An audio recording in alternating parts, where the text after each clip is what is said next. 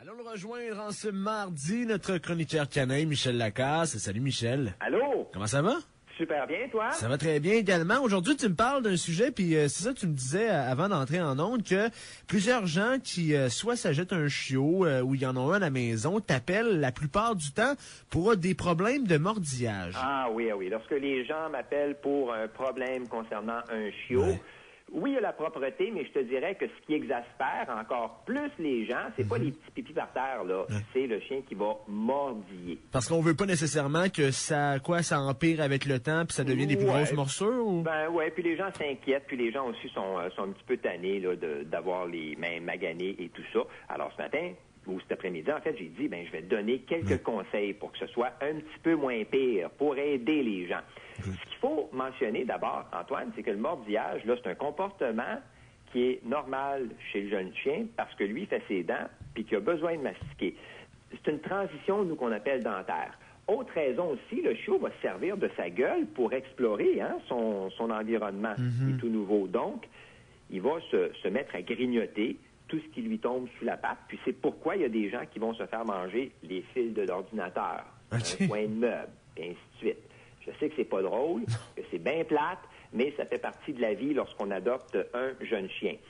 Et puis, autre raison importante aussi, il faut pas l'oublier, le chiot, au sein de la portée, s'amuse avec ses petits frères et ses petites sœurs en mordillant. Et lorsqu'il arrive à la maison, il reproduit avec nous la même chose. Ah ouais. Même à 8 semaines, le chien a déjà des expériences qui sont venues l'influencer et qu'il peut tenter de répéter. La bonne nouvelle dans tout ça, c'est qu'on peut gérer le mordillage. C'est pas compliqué, faut juste être constant dans ce qu'on fait et généralement, ça vient qu'à diminuer avec le temps. Il y a des chiens, je vais pas te le cacher, là, qui sont plus intenses à ce chapitre-là, qui vont nous donner plus de fil à retordre, mais on finit toujours par s'en tirer après quelques mois. Premier conseil à donner. Oui. C'est de toujours rediriger le chien vers un jouet dès que le mordillage commence.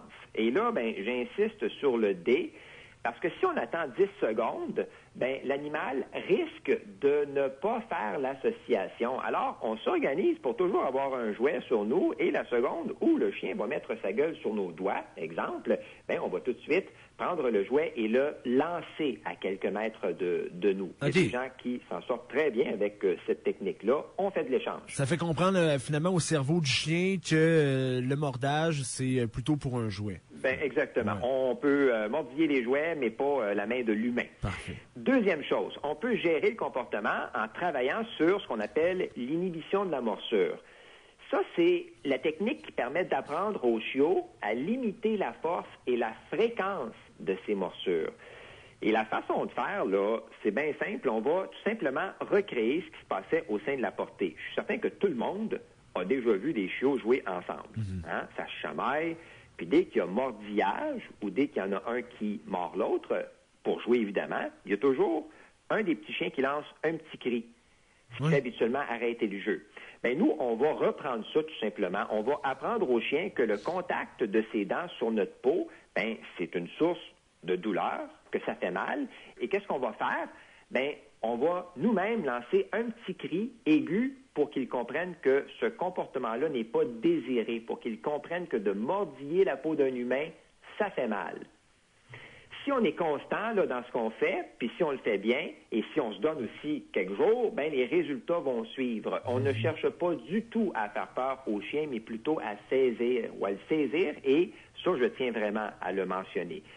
Il y a aussi une autre technique qui existe, et puis c'est celle du retrait. Ça, on peut essayer ça. Dès que le chien nous mordille, on quitte la pièce pour lui montrer que ce n'est pas une bonne façon d'interagir, et on revient quelques secondes plus tard, tout simplement. Et puis pourquoi on va se retirer, nous? C'est tout simplement parce que si on désire qu'un comportement que l'on n'aime pas soit associé à une conséquence, si tu veux X dans la tête du chien, on n'a que 2 secondes maximum pour agir. Alors, il est beaucoup plus facile pour nous de quitter la pièce que de prendre le chien, souvent de courir après lui, et de le mettre dans une autre pièce, puis de faire un time-out. Là, il y a des chances que l'association se fasse beaucoup plus difficilement. Et puis, en terminant, 2 choses, là. Quoi qu'on fasse, on va augmenter l'activité masticatoire avec des os ou encore des cognes bourrés et congelés. C'est super important et on évite de tirer sur les jouets. Et si je comprends bien, pour qu'un chien, mais surtout un chiot comprenne, c'est d'aller dans la rapidité le plus vite possible pour lui faire comprendre que c'était pas un geste qu'il doit poser. Oui, ou sinon, on lâche un petit cri comme « Aïe », comme ça ici. OK. Ça vient de saisir, tout simplement. On peut visiter ton site web, edu4pattes.ca, ou toujours bien sûr les réseaux sociaux où tu es quand même très actif. Oui, on est là avec aussi la page Facebook et les conseils, les vidéos et ben voilà, et les gens qui ont besoin de consultation par téléphone. Oui, on fait ça. Comme tu l'as dit, tu as donné l'adresse tantôt, www.edu4pattes.ca et puis les renseignements sont là. Passe donc une belle semaine, Michel. Toi aussi. Merci. Bye bye.